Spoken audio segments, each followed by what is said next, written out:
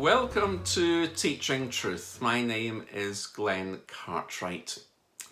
Yesterday in our reflections as we dug into and beneath the topsoil of the letter to the church at Pergamum, as we find it in Revelation chapter 2, we discovered that there were those who had committed spiritual adultery because they held to the teaching of Balaam. And today we want to think about another serpent that had slithered into the church, the Nicolaitans, which had led to some abandoning their faith and their good confession of Jesus Christ as Lord. Irenaeus, a 2nd century church leader, wrote of the Nicolaitans that they, quote, led lives of unrestrained indulgence as a right of Christian liberty. Clement of Alexandria, another 2nd century church leader, in writing about the Nicolaitans said this, that they abandoned themselves to pleasure like goats. And so those following the doctrine of the Nicolaitans felt quite free and felt at liberty to participate in worship of the emperor and other pagan deities, and lived according to the cultural standards of the day of greed, of social position, of power, rather than to godly standards. Give Satan a room and he will inhabit it, was the reality in the church at Pergamum. You see, Satan had found a chink in their armour and had lured those who were once faithful to abandon their good confession. And the reality is that that is no less true today. Satan has not changed in 2,000 years. Power tempts and people fall.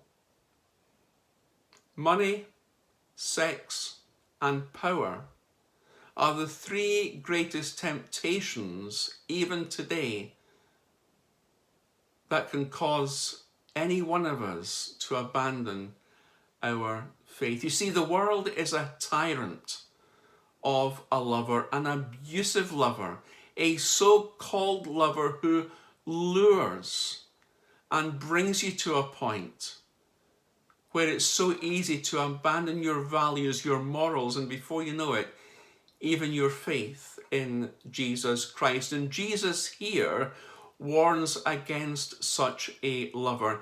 He is the bridegroom, remember, often so described in the book of Revelation, whose love is consistent and everlasting, and we are his bride, and he will never abandon us.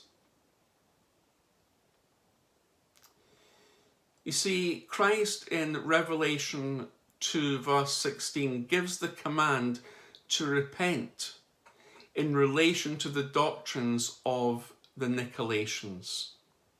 It was a serious warning.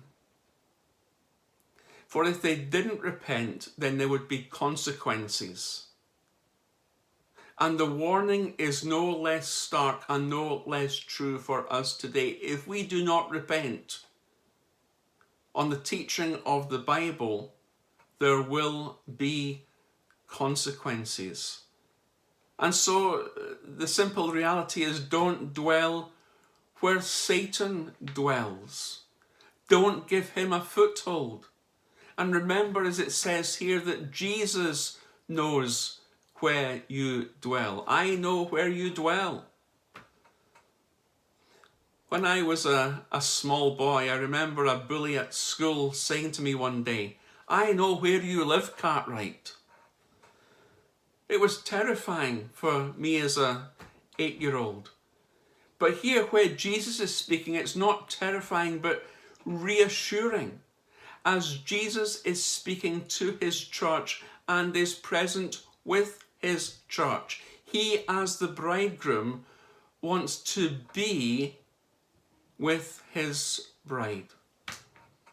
So what are we saying? Well, let's not abandon our love of Jesus, our love for his word, our commitment to serving him no matter the cost. Let's not abandon these things, nor the commitment to the priority of family worship of a Sunday and to helping and looking out for others.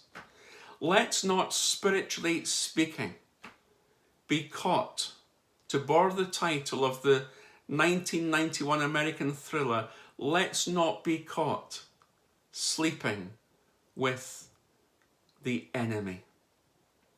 The reality of the Nicolaitans provided a stark warning for this church here in Pergamum, a warning to repent. Let's not do what they did, but let's be faithful to the bridegroom. Let's not be caught sleeping with the enemy.